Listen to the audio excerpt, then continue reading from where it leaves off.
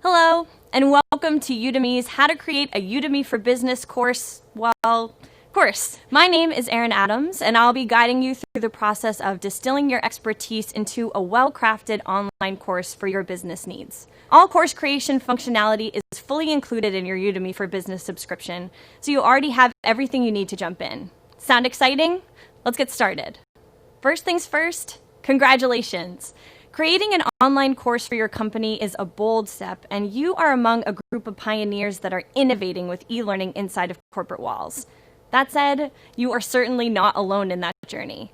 You're joining a vibrant community of successful instructors and ambitious employees, and the entire Udemy team is here to support you every step of the way.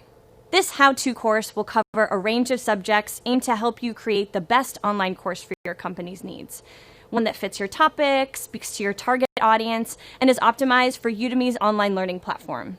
Creating courses in your private Udemy platform can help keep your team connected, ensure learning consistency, and save your company time and money. So, what exactly is a Udemy for Business course? Well, that's up to you. To give you some ideas, in the next lecture, we're going to talk about some of the most popular ways that other UFB customers are using the online course creation features.